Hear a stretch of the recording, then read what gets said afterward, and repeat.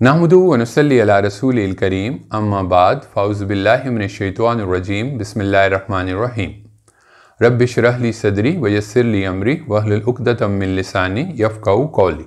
دین کی دعوت اتنی سادہ اور فطری ہے کہ کسی بھی انسان کے لیے جو کھلی آنکھوں سے اپنے وجود اور اپنے ارد گرد پھیلی ہوئی کائنات کو دیکھنے کا عادی ہو، اسے ماننا کچھ مشکل نہیں۔ یہ سامنے کی باتیں انسان کی غفلت، دنیا کی دلچسپیوں میں مشغولیت، دنیاوی مفادات، تعصبات اور شیطان کے بہکانے سے اس کے لیے اس قدر اجنبی ہو جاتی ہیں کہ جب انبیاء انہی سادہ حقائق کی جانب انہیں توجہ دلاتے ہیں تو شکر گزار ہونے کے بجائے وہ اکثر انہی کے سب سے بڑھ کر دشمن ہو جاتے ہیں۔ پھر بات صرف زبانی دشمنی تک ہی محدود نہیں رہتی، بلکہ دلوں کی سیاہی اور سختی کے باعث وہ انہیں قتل کرنے کو بھی تیار ہو جاتے ہیں۔ انبیاء اور ان کے ماننے والوں پر ظلم و ستم کے پہاڑ توڑے جاتے ہیں۔ اسی لیے شروع میں اس دعوت کو قبول کرنے والے پورے شعور اور پورے غور و فکر کے بعد اس کے بدترین دنیاوی نتائج کے لیے ذہنی طور پر تیار ہو کر پورے شرح صدر سے اسے ماننے کا اعلان کرتے ہیں۔ یہ حق انہیں ہر چیز حتیٰ کہ اپنی جان، مال، اولاد سے بھی زیادہ عزیز ہوتا ہے، کیونکہ وہ جانتے ہیں کہ ہمیشہ کی زندگی اور اس زندگی کا کوئی مقابلہ ہی نہیں۔ یہاں کی ہر تکلیف وہاں کے ابدی عیش کے لیے سہی جا سکتی ہے، اور یہاں کی بہترین عیش بھی آخرت کی چند لمحوں کی تکلیف کا سامنا نہ کر سکے گی۔ بعد میں دین کی دعوت کو اگر عروج اور اقتدار مل جائے تو کچھ لوگ اپنے مفادات کے حصول کے لیے یہ دعوت قبول کر لیتے ہیں۔ اسی طرح اگلی نسلوں تک یہ پیغام اگر اچھی طرح سے منتقل نہ کیا جا سکے تو پھر ظاہر پرستی غالب آنا شروع ہوتی ہے۔ ان صورتوں میں سوچ سمجھ کر شعوری ماننے والے کم رہ جاتے ہیں۔ اکثریت کے لیے وہ آباء و اجداد کا دین ہوتا ہے، جس سے صرف جذباتی وابستگی ہی رہ جاتی ہے۔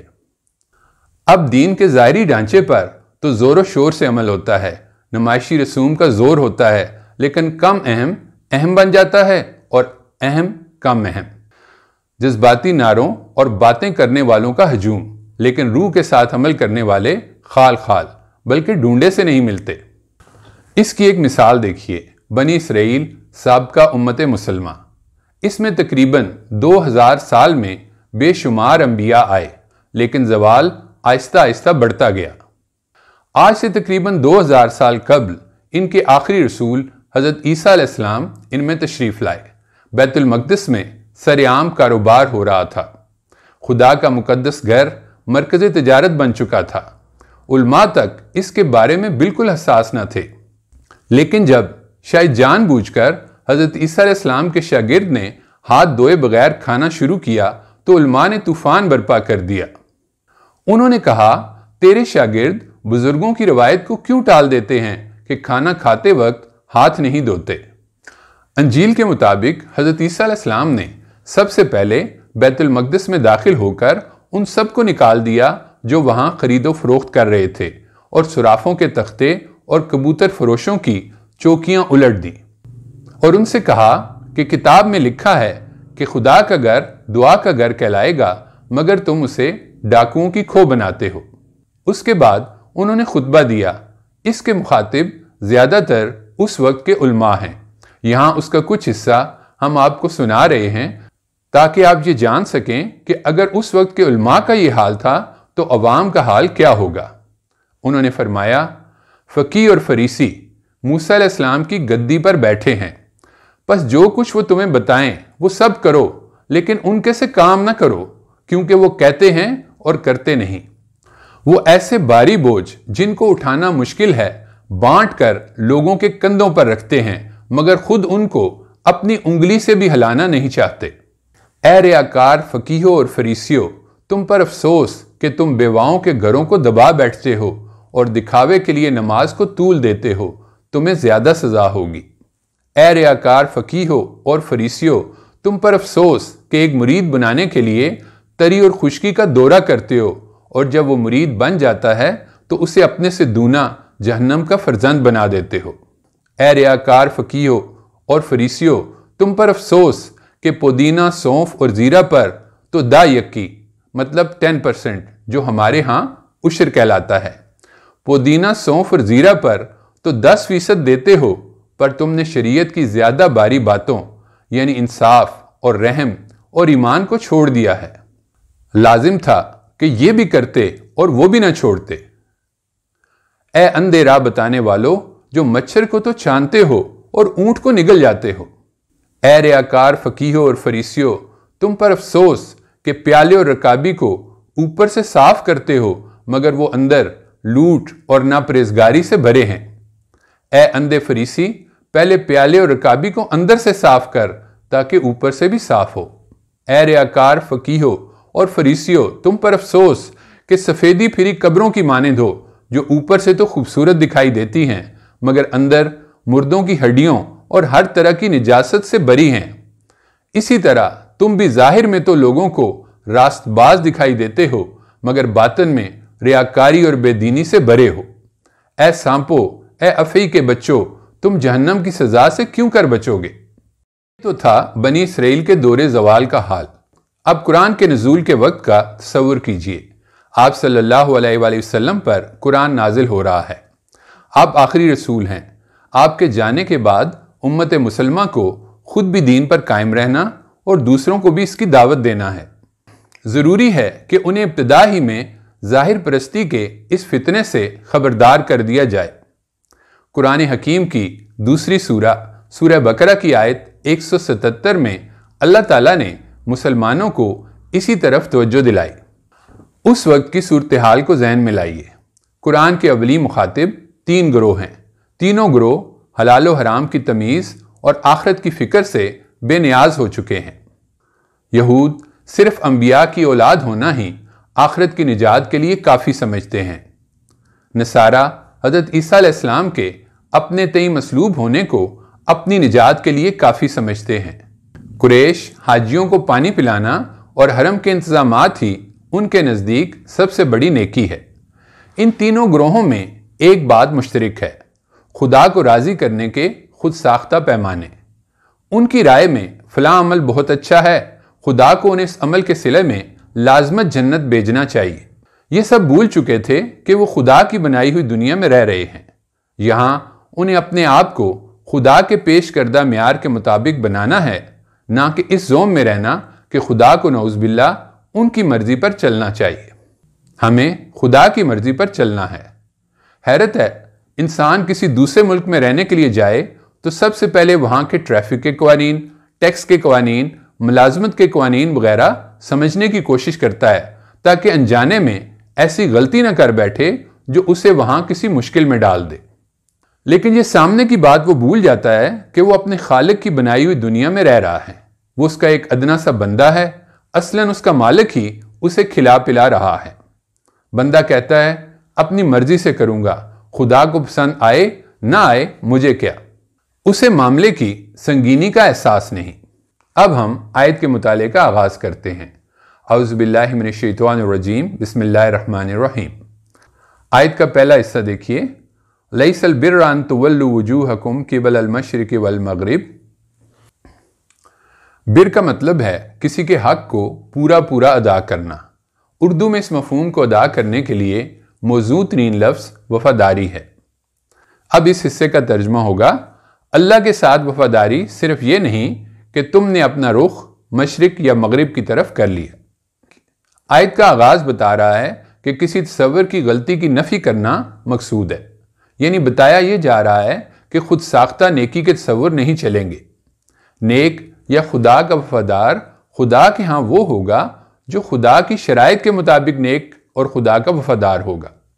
یہ بات ان یہود و نصارہ کو مخاطب کر کے فرمائی گئی ہے جن کے ہاں ایک خاص دور میں یہ بحث کہ قبلہ بیت المقدس کے مشرق کی طرف ہے یا مغرب کی طرف زور و شور سے چھڑی ہوئی تھی۔ گویا کہ تمام دین کا انحصار بس اسی چیز پر ہے، درآں حالانکہ دین کی بنیادی باتوں یعنی ایمان کے تقاضوں اور اس کے مطالبات کا کسی کو احساس تک نہیں تھا۔ ان کو مخاطب کر کے خبردار کیا گیا کہ صرف ان ظاہری رسم داریوں سے خدا کی وفاداری کا حق ادا نہیں ہوتا، یعنی دین کے اصل ظاہری احکام بھی اگرچہ ضروری ہیں لیکن خدا کا حق ادا کرنے والے وہ لوگ بنیں گے جو ان کے ساتھ ساتھ ایمان کے حقیقی عقائد اور عملی تقاضے بھی پورے کرنے والے ثابت ہوں گے، جن کا ذکر آگے آ رہا ہے۔ آیت کا اگلا حصہ دیکھیے، وَلَٰكِنَّ الْبِرَّ مَنْ آمَنَ بِاللَّهِ وَالْيَوْمِ الْآخِرِ وَالْمَلَائِكَةِ وَالْكِتَابِ وَالنَّبِيِّينَ۔ ترجمہ دیکھیے، بلکہ وفاداری تو ان کی وفاداری ہے جو پورے دل سے اللہ کو مانے اور قیامت کے دن کو مانے اور اللہ کے فرشتوں کو مانے اور اس کی کتابوں کو مانے اور اس کے نبیوں کو مانے۔ یہ سب عموماً بے سوچے سمجھے دہرا لی جاتی ہیں۔ آئیے کچھ دیر رک کر ان پر غور کرتے ہیں۔ خدا پر ایمان کا مطلب کیا ہے؟ میں ایک ایسی ہستی کو مانتا ہوں جس نے مجھے تخلیق کیا، میری زندگی کے لیے موزوں حالات بنائے اور زندگی کے سفر میں قدم قدم پر میرے ساتھ ہے۔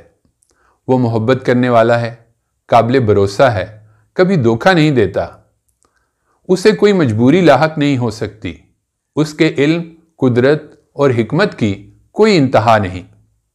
زمین آسمان تو کیا، یہ کہکشائیں اس کی ایک ادنا تخلیق ہیں۔ بدلے کے دن کا مالک، یعنی یہ ماننا کہ یہ دنیا صرف عمل کی جگہ ہے، بدلہ پانے کی نہیں۔ یہ انصاف کے اصول پر نہیں بلکہ امتحان کے اصول پر چل رہی ہے۔ کسی کا امیر ہونا، غریب ہونا، صحت مند ہونا، بیمار ہونا، اولاد والا ہونا، بے اولاد ہونا، یہ سب امتحان کے پرچے ہیں۔ یہاں کی کامیابی یا ناکامی کی آخرت میں کوئی اہمیت نہیں۔ اصل کامیاب وہ ہے جو زندگی کے ابدی حصے میں کامیاب ہو، اور وہاں وہی کامیاب ٹھہرے گا جو یہ زندگی امتحان سمجھ کر گزارے گا، اور اس کی نظر پرچے کو خدا کے اصولوں کے مطابق حل کرنے پر مرکوز ہوگی، اور آخرت کے فیصلے مکمل انصاف کے ساتھ کیے جائیں گے۔ اس امتحان میں کامیابی کیسے ہو؟ دنیا کے ہر انسان کو توحید اور خیر و شر کا شعور دیا گیا، اس کے گرد نشانیوں بری کائنات تخلیق کر دی گئی۔ اس پر احسان مزید کے طور پر انبیاء علیہم السلام بھیجے گئے۔ پہلے باشعور انسان ہی پہلے پیغمبر حضرت آدم علیہ السلام تھے۔ بعض انبیاء کے ساتھ کتابیں بھیجی گئیں تاکہ بعد والوں کو بھی خدا کی مرضی معلوم ہوتی رہے۔ انبیاء کے جانے کے بعد ان کی لائی ہوئی کتابوں میں تبدیلیاں کی جاتی رہیں۔ جب آخری پیغمبر حضرت محمد صلی اللہ علیہ وآلہ وسلم دنیا میں تشریف لائے تو انہیں آخری کتاب قرآن حکیم دینے کے بعد اس کی حفاظت کا خدائی اہتمام کر دیا گیا۔ اب دنیا میں خدا کی مرضی جاننے کا واحد مستند ذریعہ قرآن حکیم ہے، اور آپ صلی اللہ علیہ وآلہ وسلم ایک حدیث کے مطابق خود چلتا پھرتا قرآن تھے۔ ان کی اطاعت، اتباع اور محبت بھی ہم پر لازم ہے۔ فرشتے خدا کی مخلوق ہیں جو خدا کے حکموں کو دنیا میں نافذ کرتے ہیں، انہیں خدا کے حکم سے سرتابی کی مجال نہیں۔ پیغمبروں تک خدا کی وحی محفوظ طریقے سے انہوں نے ہی پہنچائی۔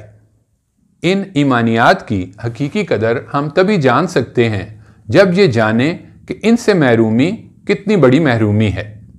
ایک محروم گروہ خدا سے ہی انکاری ہے، وہ دن کی روشنی میں اپنی آنکھیں بند کر کے گویا سورج کے وجود کا انکار کر رہا ہے۔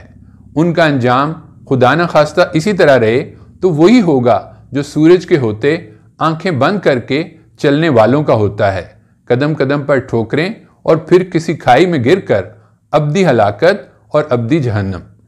دوسرا گروہ خدا کو تو مانتا ہے مگر خدائی صفات کا درست شعور حاصل نہ کر سکا، یوں وہ آخرت کے کسی بامانی تصور سے ہی محروم ہو گیا۔ فرشتوں کو خود مختار مخلوق سمجھ بیٹھا اور انہیں دیوی دیوتا قرار دے ڈالا۔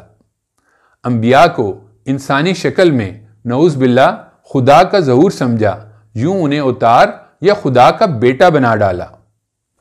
غور کیجئے تو یہ ساری غلط فہمیاں خدا کی کتاب کو نہ پانے کا نتیجہ ہیں۔ خدا کی آخری مستند کتاب قرآن دنیا میں خدا کی نمائندہ ہے۔ اس چراغ کی روشنی میں دیکھا جاتا تو ہر چیز اپنی درست شکل میں دکھائی دیتی، یوں وہ ایک روشن راستے پر پورے اطمینان سے زندگی کا سفر طے کرتے۔ دیکھیے، آپ کو اگر صحیح معنوں میں یہ یقین حاصل ہو جائے کہ میں ایک عظیم مہربان، حکمتوں اور قدرتوں والے خدا کی تخلیق ہوں، اور یہاں کی نوازشوں کی بارشیں تو جنت کا ایک ادنا تعارف ہے۔ اصل زندگی مرنے کے بعد شروع ہوگی، صرف مان ہی نہیں جان لیا کہ اس کی قدرتوں اور حکمتوں کی کوئی انتہا نہیں۔ اکثر انسانوں کو اس بات کا اندازہ ہی نہیں کہ ان کا معاملہ کس ہستی کے ساتھ ہے۔ اس کی قدرت کی ایک ہلکی سی جھلک دیکھیے۔ امریکہ کے خلائی ادارے ناسا نے 1 اکتوبر 2020 کو یہ بتایا کہ دور خلا کی وسعتوں میں ایک دھماکہ ہوا۔ روشنی کی رفتار یعنی تقریباً 1 ارب 8 کروڑ کلومیٹر فی گھنٹہ سے اگر مسلسل سفر کیا جائے تو وہاں تک پہنچنے کے لیے ہمیں 7 کروڑ سال درکار ہوں گے۔ یہ دھماکہ ایک ستارے کے پھٹنے کا تھا۔ اس ستارے کے پھٹنے سے جو روشنی پیدا ہوئی وہ 5 ارب سورجوں کی روشنی کے برابر تھی۔ ایسے عظیم خالق کی جنت کیسی حسین ہوگی۔ یہاں کی نعمتیں اس مہربان رب کی جنت کا تعارف ہیں، جن پر غور سے مومن اس کی قدرتوں اور حکمتوں کی ایک نئی دنیا دریافت کرتا ہے، اور اس کا خدا اور آخرت پر یقین روز بروز بڑھتا اور پختہ ہوتا جاتا ہے۔ آپ جان گئے کہ یہ دنیا صرف امتحان ہے، زندگی آپ کے لیے کس قدر بامانی اور پر لطف ہو جائے گی۔ کسی ڈرامے کے اداکاروں کو اگر یہ بتا دیا جائے کہ بہترین اداکار کا انعام اس کو ملے گا جس کی اداکاری سب سے اچھی ہوگی، پھر ان کی دلچسپی اس سے نہیں ہوگی کہ انہیں بادشاہ کا کردار دیا جا رہا ہے یا نوکر کا۔ ان کی ساری دلچسپی اپنے کردار کی بہترین طریقے سے انجام دہی پر ہوگی۔ ایسے ہی جب انسان جان لے کہ یہ دنیا امتحان کی جگہ ہے، یہاں اسے جانچنے کے لیے ایک کردار دیا گیا ہے اور اس کے ارد گرد ماحول اور حالات تخلیق کیے جا رہے ہیں۔ آخرت کی کامیابی ہر طرح کے حالات میں خدا کی فرمانبرداری میں ہے۔ انسان کو کتنے خود ساختہ دکھوں سے نجات مل جائے گی جب وہ یہ جان لے گا کہ یہاں کے دکھ سکھ سب عارضی اور برائے امتحان ہیں۔ اس عظیم خدا نے میرا یہ شاندار وجود تخلیق کیا، میرے ارد گرد یہ نعمتوں بری دنیا بنائی جس سے ملنے والی خوراک میرے وجود کی نشو و نما کا باعث ہے، اور اپنے ارد گرد پھیلی ہوئی کائنات پر غور و فکر مجھے اس نتیجے پر پہنچاتا ہے کہ ایسے عظیم خالق کے لیے مجھے دوبارہ پیدا کرنا اور ابدی زندگی عطا کرنا کچھ مشکل نہیں۔ ایسا حقیقی ایمان کیسے انسان کو تبدیل کرتا ہے، آئیے ایک مثال سے سمجھتے ہیں۔ حضرت موسیٰ علیہ السلام اور فرعون کے جادوگروں میں مقابلہ ہوا۔ جادوگر مقابلے سے پہلے اسی دنیا اور فرعون کو ہی سب کچھ سمجھ رہے ہیں۔ وہ فرعون سے بڑے لالچی انداز میں پوچھتے ہیں کہ مقابلے میں جیتنے کی صورت میں ہمیں کیا انعام ملے گا۔ فرعون انہیں اپنے دربار میں باعزت مقام دینے کا وعدہ کرتا ہے۔ مقابلہ شروع ہوتے ہی وہ جان جاتے ہیں کہ موسیٰ علیہ السلام خدا کے سچے رسول ہیں۔ وہ ایمان لانے کا اعلان کرتے ہیں۔ فرعون غصے میں انہیں دھمکی دیتا ہے کہ وہ ان کے ہاتھ اور پاؤں مخالف سمت سے کٹوا کر انہیں سولی کی صورت میں یعنی لکڑی سے لٹکا کر ہاتھ پاؤں میں کیلیں ٹھونک کر اذیت ناک موت مرنے کے لیے چھوڑ دے گا۔ سوچئے ان کے بھی بیوی بچے گھر بار ہوں گے، اپنے بچوں کو بڑا ہوتا دیکھنے کی خواہش ہوگی، دنیا اور اس کی دلچسپیاں انہیں بھی اچھی لگتی ہوں گی، ان کے مستقبل کے نہ جانے کتنے منصوبے ہوں گے۔ خدا اور اس کی جنت کا یقین ہوتے ہی ان کے لیے دنیا، یہاں کے رشتے، یہاں کی لذتیں، مقام، مرتبے سب بے معنی ہو گئے۔ ان کے لیے سب سے اہم خدا کی رضا اور اس کی ابدی جنت کا حصول بن گیا۔ اپنے اور خدا کے تعلق کا صحیح فہم ہوتے ہی ان کی دنیا بدل گئی۔ یہ ایمان ہی اصل ایمان ہے جو دلوں کی دنیا بدلتا ہے۔ انسان اپنے رب کو پہچان کر اس کے انبیاء اور قرآن سے زندہ تعلق بنا کر اپنے وجود اور اپنے ارد گرد پر غور کر کے ایمان میں اضافہ کرتا، درجہ بدرجہ یقین کی منازل طے کرتا، شرح صدر کے مقام پر پہنچتا ہے۔ پھر اس کی زندگی اس امید پر بسر ہوتی ہے کہ چاہے جیسے بھی حالات آئیں، اسے سیدھی راہ پر رہ کر خدا کی وہ ابدی بادشاہی حاصل کرنا ہے جس کی بشارت انبیاء ہمیشہ سے دیتے چلے آئے، جو خدا کے نیک اور فرمانبردار بندوں کی منتظر ہے، جس کی خوشبو سالوں کی مسافت سے آتی ہے اور جہاں غم دکھ تکلیف کا کوئی گزر نہیں ہے جہاں ہمیشہ کی صحت، جوانی اور نعمتوں کی وہ دنیا ہوگی جس کا انسان یہاں تصور تک نہیں کر سکتا۔ ایمانیات کے بعد اب عملی تقاضوں کا ذکر شروع ہو رہا ہے۔ آیت کا اگلا حصہ دیکھیے، وَآتَ الْمَالَ عَلَى حُبِّهِ ذَوِي الْقُرْبَى وَالْيَتَامَى وَالْمَسَاكِينَ وَابْنَ السَّبِيلِ وَالسَّائِلِينَ وَفِي الرِّقَابِ۔ عَلَى حُبِّهِ کے دو ترجمے کیے گئے ہیں، ایک یہ کہ اللہ کی محبت میں مال خرچ کرے، اور دوسرا یہ کہ مال کی محبت کے باوجود اسے راہ خدا میں خرچ کرے۔ دونوں ہی ترجمے ٹھیک ہیں، تاہم بعض علماء کی رائے میں دوسرا ترجمہ زیادہ موزوں ہے۔ اب اس حصے کا مکمل ترجمہ دیکھیے، اور مال کی محبت کے باوجود اسے رشتہ داروں، یتیموں، مسکینوں، مسافروں اور مانگنے والوں پر اور لوگوں کی گردنیں چھڑانے میں خرچ کریں۔ قرآن میں راہ خدا میں خرچ کرنے کو بہت زیادہ اہمیت سے بیان کیا گیا ہے۔ دنیا اور اسباب دنیا کی محبت کے سبب سے اللہ تعالیٰ سے جو غفلت پیدا ہوتی ہے، اس کا سب سے مؤثر علاج اللہ کی راہ میں مال خرچ کرنا ہے۔ سورہ لیل میں ارشاد ہے، تو جس نے اللہ کی راہ میں مال دیا اور اللہ کی نافرمانی سے پرہیز کیا اور نیک بات کو سچ جانا، اس کو ہم آسان راستے کی توفیق دیں گے۔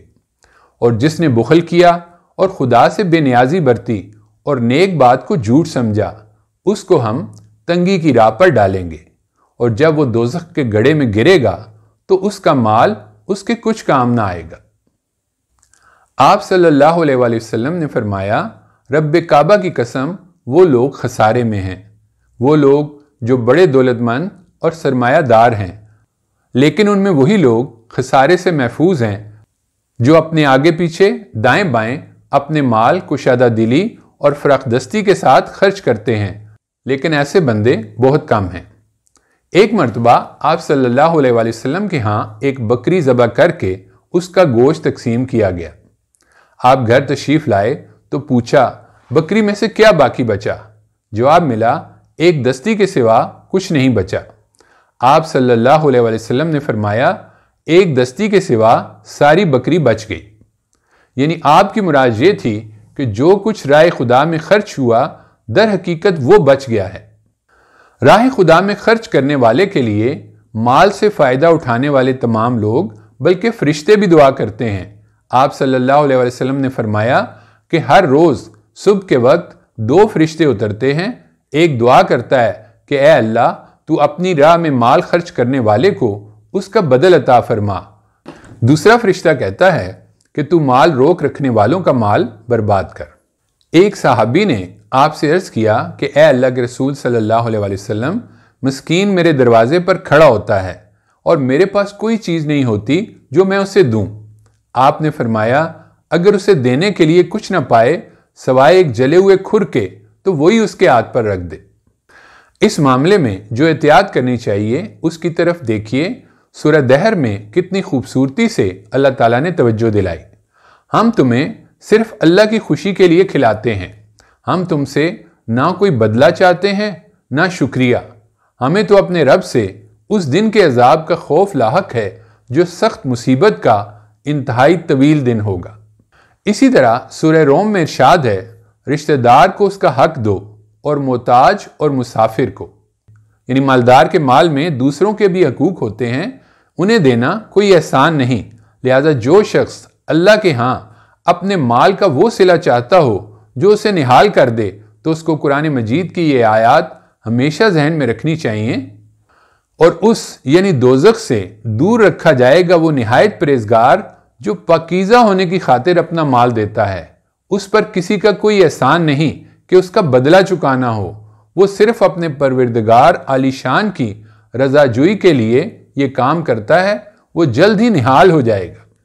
آپ صلی اللہ علیہ وآلہ وسلم نے فرمایا، اگر یہ احد پہاڑ میرے لیے سونے کا بن جائے تو میں یہ پسند نہیں کرتا کہ تیسری رات آنے تک اس میں سے 1 دینار میرے پاس رہ جائے، سوائے اس دینار کے جسے میں قرض ادا کرنے کے لیے رکھ چھوڑوں۔ کھجور کے باغات کے لحاظ سے مدینہ کے انصار میں سب سے زیادہ دولت مند حضرت ابو طلحہ تھے، اور انہیں اپنی جائیداد میں سب سے زیادہ محبوب باغ بیرہا تھا۔ جب قرآن میں یہ آیت اتری، لوگو تم نیکی کے درجے کو ہرگز نہیں پہنچ سکتے جب تک خدا کی راہ میں ان چیزوں میں سے نہ خرچ کرو گے جو تم کو محبوب ہیں، اور جو چیز بھی تم خرچ کرو گے اللہ اس سے واقف ہے۔ تو ابو طلحہ آپ صلی اللہ علیہ وسلم کی خدمت میں حاضر ہوئے اور عرض کی کہ یا رسول اللہ، آپ پر یہ آیت اتری ہے اور مجھے اپنے مالوں میں سب سے زیادہ محبوب باغ بیرہا ہے، تو اب میں اس کو اللہ کی راہ میں صدقہ کرتا ہوں اور اللہ ہی کے ہاں اس کا اجر و صلہ چاہتا ہوں۔ یا رسول اللہ، اب آپ اس کو جس مصرف میں چاہیں لے آئیں۔ بعد میں آپ کی ہدایت کے مطابق انہوں نے یہ باغ اپنے رشتہ داروں میں تقسیم کر دیا۔ اس کی قیمت کا اندازہ اس بات سے لگایا جا سکتا ہے کہ اس باغ کا چوتھائی حصہ چند سال بعد 1,00,000 درہم میں فروخت ہوا۔ اب دیکھیے، یہاں بتایا یہ جا رہا ہے کہ اپنے حلال ذرائع سے کمائے ہوئے مال میں سے اپنی جائز ضروریات اور مستقبل کے لیے مناسب رکھ کر باقی زیادہ سے زیادہ راہ خدا میں خرچ کرنا ہے اور اسے خدائی ترتیب کے مطابق دینا ہے۔ پہلا حق رشتہ داروں کا ہے، اس میں بھی ترتیب کا خیال رکھنا ہوگا۔ پہلے والدین، بیوی بچے، بہن بھائی اور جو بھی درجہ بدرجہ قریبی ہوں۔ جو شخص بھی برکتوں سے محروم نہیں ہونا چاہتا، اسے چاہیے کہ اس ترتیب کو ٹوٹنے نہ دے جو اللہ اور اس کے رسول نے راہ خدا میں خرچ کے حقداروں کی بتائی ہے۔ رشتہ دار کا حق باہر کے یتیم مسکین سے زیادہ ہے۔ اب اگر ایک شخص اپنے رشتہ داروں سے کسی بھی وجہ سے ناراضگی کے باعث ان کی بجائے باہر یتیم خانوں کو لاکھوں بھی دے تو وہ بے برکت ہوگا، کیونکہ پہلا حق رشتہ دار کا تھا، لہذا ترتیب کا خیال رکھنا ہوگا۔ رشتہ داروں کے بعد مال کے اصل مستحق معاشرے میں موجود یتیم بچے ہیں، اس کے بعد مسکین جو اپنی پوری کوشش کے باوجود اپنے اور اپنے خاندان کے لیے کم از کم ضروری مال نہ کما سکیں، اور مسافروں پر کوئی حقیقی ضرورت مند مسافر ہو تو اس کی مالی مدد کی جائے یا مسافروں کی سہولت کے لیے کوئی چیز بنوا دے۔ اس کی بے شمار شکلیں ہو سکتی ہیں۔ کہیں مسافروں کی انتظار گاہ کے بارش اور دھوپ سے بچنے کا انتظام کر کے، اور کچھ نہیں تو ایسی کسی جگہ کوئی پودا اس نیت سے لگا دے کہ مستقبل میں اس کا سایہ مسافروں کو گرمی سے بچنے میں مدد دے گا۔ کسی سڑک کا گڑھا اپنے مال سے ٹھیک کروا دے تاکہ مسافروں کو آسانی رہے۔ کہیں مسافروں کے لیے پینے کا انتظام کر کے تو کہیں واش روم وغیرہ بنوا کر۔ مسافروں کے لیے مال تک خرچنے کا حکم ہے، تو سوچئے ان کا دوسرے معاملات میں خیال رکھنا بھی کتنا ضروری ہوگا۔ روزانہ صبح جب ہم گھر سے نکلتے ہیں، چاہے پیدل ہوں یا کسی سواری پر، ہمارا واسطہ بے شمار لوگوں سے پڑتا ہے۔ یہ بہت اہم ہے کہ ہم دوسرے سفر کرنے والوں کے لیے ٹریفک قوانین کی پابندی کر کے، انہیں گزرنے کا موقع دینے میں پہل کر کے، احسان کا رویہ اختیار کر کے آسانیوں کا باعث بن رہے ہیں یا خدا نہ خواستہ اذیت کا۔ ہر دن ہمارے لیے اجر کمانے کے کتنے ہی شاندار مواقع لاتا ہے جن کی طرف افسوس ہماری اکثریت کا دھیان تک نہیں جاتا۔ اس کے بعد فرمایا مانگنے والے، ان کی بھی ہو سکے تو کچھ نہ کچھ ضرور مدد کرے۔ مانگنے والے کو اگر حقدار نہ سمجھیں تو اچھے طریقے سے معذرت کر لیں۔ آخری مد جو یہاں بتائی گئی وہ ہے گردنیں چھڑانے میں۔ قدیم زمانے میں غلامی عام تھی، اسلام میں اس کو بہت بڑی نیکی قرار دیا گیا کہ اپنے مال سے غلاموں کو خرید کر آزاد کر دیا جائے۔ آج خدا کا شکر ہے کہ غلامی اس صورت میں موجود نہیں، تاہم آج بھی جیلوں میں ایسے بہت سے قیدی مالی جرمانہ ادا نہ کر سکنے کے باعث اضافی قید کاٹ رہے ہوتے ہیں۔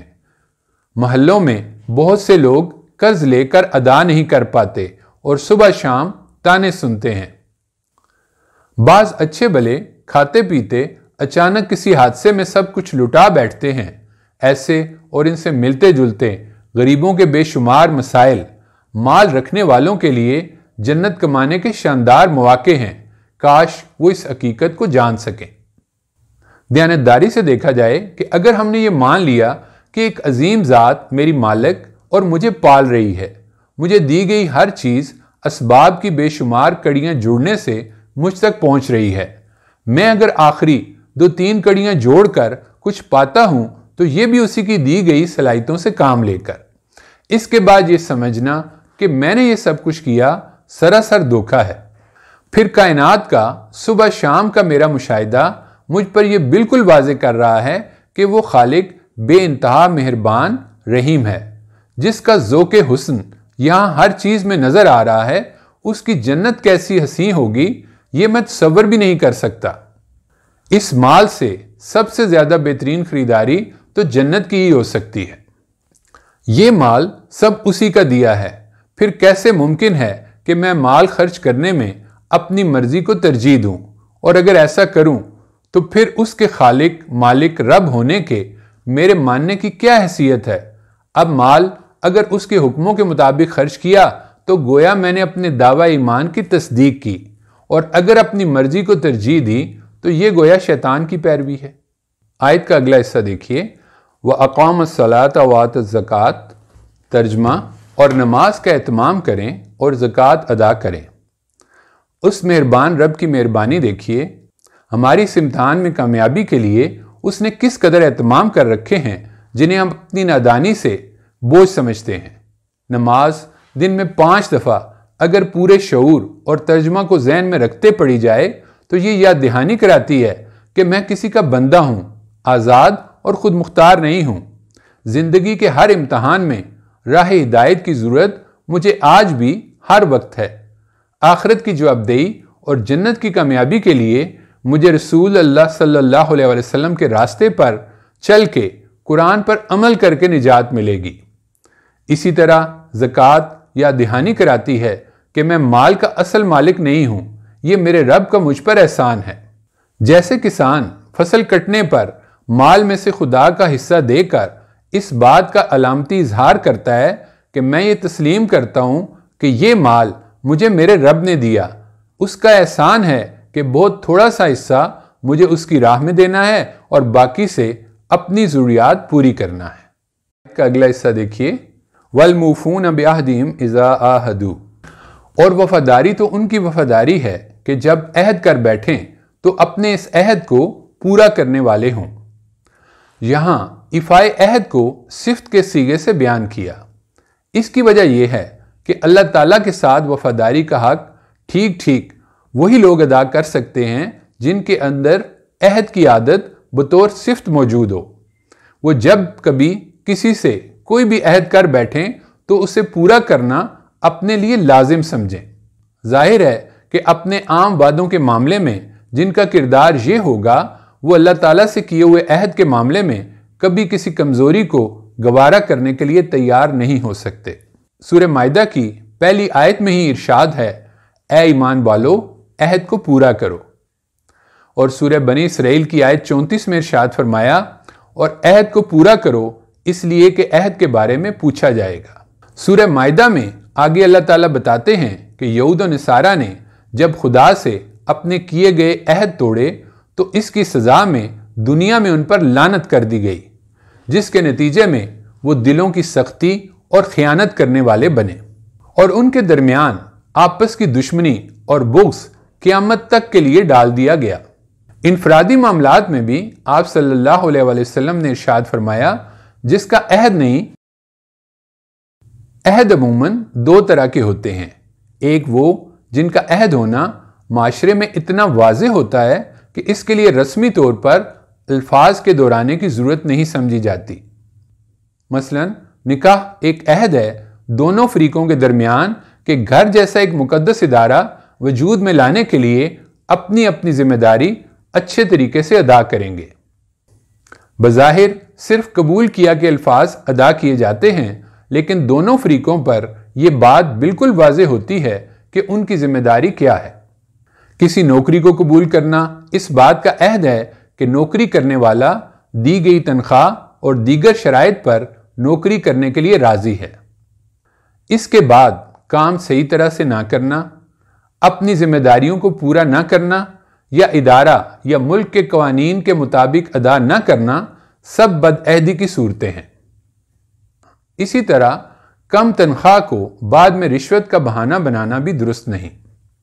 ایک اور مثال دیکھیے، اپنے ملک میں رہتے ہوئے ہمیں اپنے ملک کے حوالے سے کسی حلف نامہ یا عہد کی ضرورت نہیں ہوتی، کیونکہ جب ہم شعور کی آنکھ کھولتے ہیں تو ہم دیکھتے ہیں کہ معاشرے میں مختلف ادارے ہمارے لیے مختلف سہولتیں فراہم کر رہے ہیں۔ یہ طے شدہ سمجھا جاتا ہے کہ ہمیں اپنے حصے کا کام کرنا ہے، یعنی قانون کا احترام اور اپنے حصے کی ذمہ داریوں کو بہترین طریقے سے ادا کرنا۔ لیکن کسی دوسرے ملک میں شہریت لینے کے لیے حلف اٹھانا لازم ہے، جبکہ اس ملک میں پہلے سے رہنے والے شہریوں نے حلف نہیں اٹھایا ہوتا۔ ایسے ہی والدین اپنی اولاد سے کوئی عہد نہیں لیتے کہ آج ہم تمہاری ذمہ داری اٹھا رہے ہیں، کل تم نے ہماری ذمہ داری اٹھانی ہے، لیکن اصلاً یہ عہد کی ہی ایک شکل ہے۔ معاشرے میں لوگوں کے حقوق و فرائض عہد کے ذریعے جڑے ہوئے ہیں۔ ملک کا آئین معاشرے کے مختلف گروہوں کے درمیان عہد ہی کی ایک صورت ہے۔ اپنے گھر میں ہم حقوق و فرائض کے عہد میں بندھے ہیں۔ باہر سڑک پر بھی ٹریفک کے سرخ اشارے پر جب ہم گاڑی روکتے ہیں تو ہم اصلاً ریاست کے ساتھ قانون کی پابندی کے عہد کو نبھا رہے ہوتے ہیں۔ بعض صورتوں میں عہد کو حلف کی صورت میں مزید مضبوط کیا جاتا ہے۔ مثلاً بعض اداروں میں ذمہ داریاں سنبھالنے سے پہلے حلف لیا جاتا ہے۔ یہ سب عہد کو مزید مضبوط کرنے کی مختلف صورتیں ہیں۔ وقت پر پہنچنے، لین دین، غرض عہد کی ہر صورت کا ہمیں خیال رکھنا ہے۔ عام آدمی ہو یا صدر مملکت، ہر فرد، ہر ادارہ عہد میں بندھا ہے۔ عہد کی یہاں پوچھ ہو نہ ہو، آخرت میں لازماً پوچھ ہوگی۔ اب آیت کا اگلا حصہ دیکھیے، وَالصَّابِرِينَ فِي الْبَأْسَاءِ وَالضَّرَّاءِ وَحِينَ الْبَأْسِ۔ ترجمہ، اور خاص کر ان کی جو تنگی اور بیماری میں اور جنگ کے موقع پر ثابت قدم رہنے والے ہوں۔ جن حقائق پر ہم ایمان لائے، اب اس حوالے سے دنیا میں مختلف آزمائشوں میں یہ ایمان اپنے قول و عمل سے ثابت کرنا ہوگا۔ کیونکہ یہ دنیا امتحان ہے، لہٰذا یہاں مسلسل ایسے حالات تخلیق کیے جا رہے ہیں تاکہ لوگوں کو جانچا جا سکے کہ وہ کہنے کو تو مانتے ہیں کہ خدا ہی ہمارا خالق اور مالک ہے، اصل مطلوب آخرت ہے، لیکن اب زندگی کے امتحانوں میں انہوں نے اسے اپنے قول و عمل سے ثابت بھی کرنا ہے۔